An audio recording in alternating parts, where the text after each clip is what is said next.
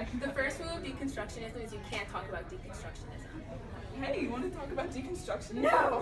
Since the nature of language is flawed, you can't use words to describe deconstructionism.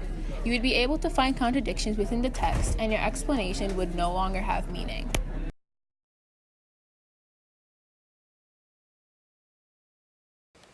Deconstructionism was created by Jacques Derrida in the 1960s in opposition to structuralism.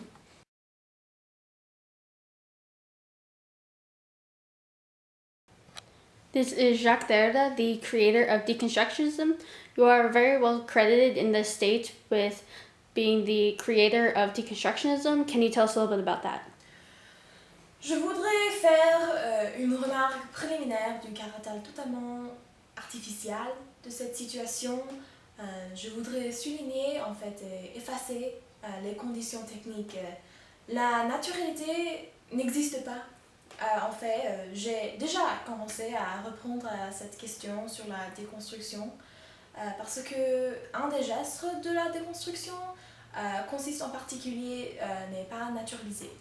Alors, on ne peut pas faire comme si ce qui n'est pas naturel est naturel. Comme si ce qui est conditionnel par l'histoire, par la société, par la situation, n'est pas donné naturel, ce n'est pas naturel.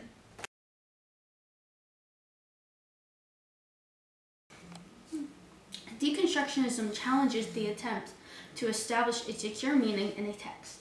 It holds that the nature of language is flawed and that you cannot assume meaning based on universal truths.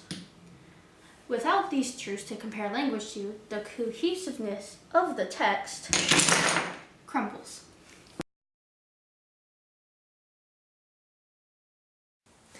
A basic tenet of deconstructionism is that texts eventually subvert their own meaning through the nature of language. You can modify your language to get closer and closer to meaning, but you'll never actually reach it.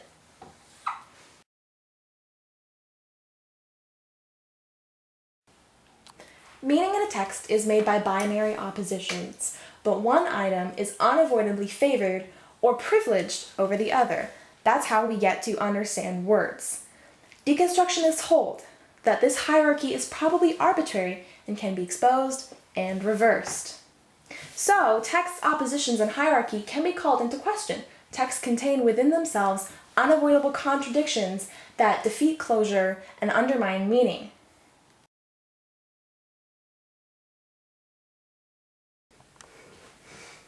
As an example, let's look at the seemingly simple text from Stephen Lynn's Text in Context.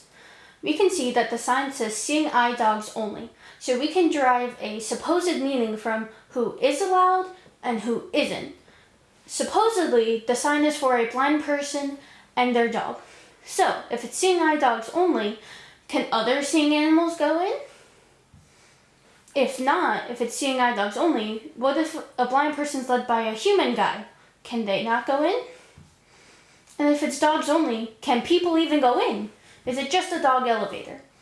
So, if it's seeing eye dogs only, can blind dogs not go in? So, when we apply deconstructionism to this seemingly simple text, where's the meaning? No one can say what it is.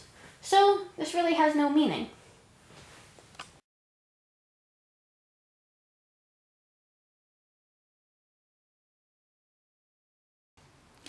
An example of how we can apply deconstructionism to the Poisonwood Bible is by examining the word benduka, which the Congolese used to describe Ada.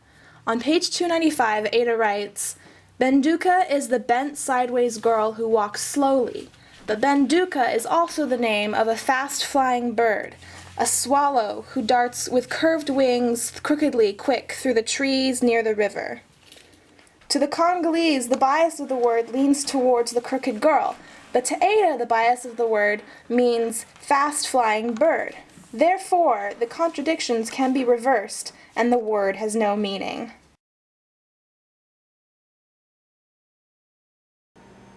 Does the word crippled really apply to Ada if she knew how to walk, talk, and write the entire time, but only discovered she could after she left the environment that labeled her as crippled? Hey, Mom. Yeah, life's great.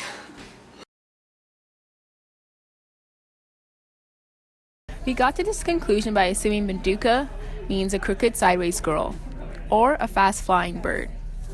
We find meaning through opposition. If Ada is crippled, then Banduka is a crippled girl.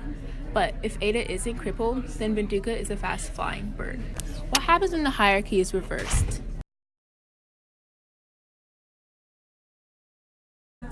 The book shows both sides. In the beginning, Ada is crippled, but by the end, Ada is not crippled. The meaning is reversed and the hierarchy is destroyed. No definition is favored. What does Banduka mean? Can it really mean crippled? It has no meaning.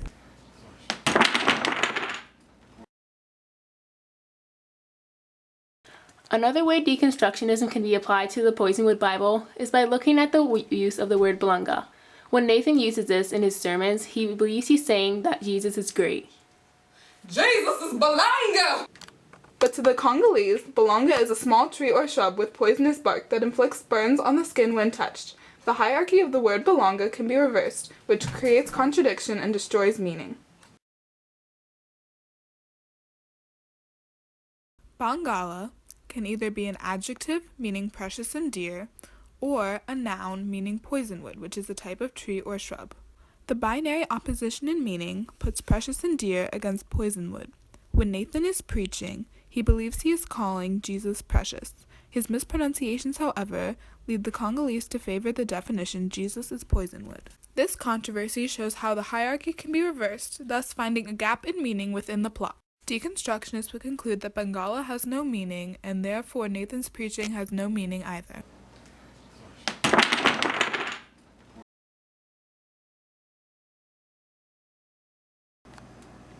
To Nathan, baptism is glorious and holy, necessary part of salvation for the Congolese, as his primary goal is to save everyone's soul. To the river for baptism! To the Congolese, the concept of baptism is associated with the river, and therefore death by the alligators. In these two differing understandings, the hierarchy of meaning is reversed, and the meaning of the word is crumbled.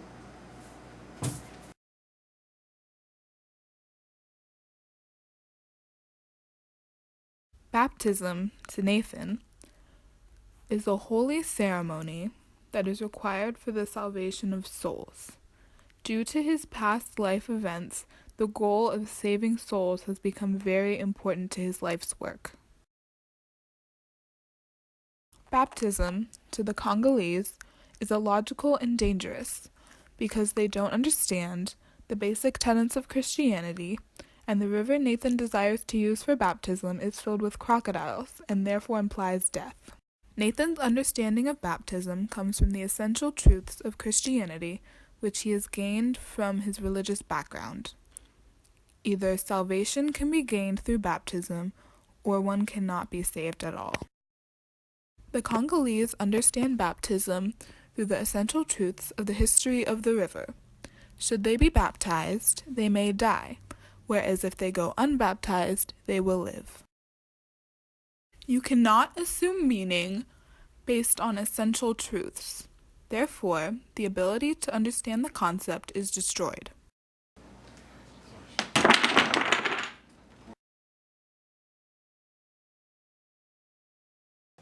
So, in using what we just learned about deconstructionism and applying it to a novel such as the Poisonwood Bible, we could see that whereas someone using formalism would say that close reading lends to a deeper meaning of the text, someone applying deconstructionism would see that close reading makes the contradictions in the novel jump out way more, and that there's really no meaning to the text. There is no meaning to the Poisonwood Bible. There's no meaning to any literary work. So, if someone asks you about deconstructionism, just use the words of Jacques Derrida and say, Let us leave this question suspended for the moment.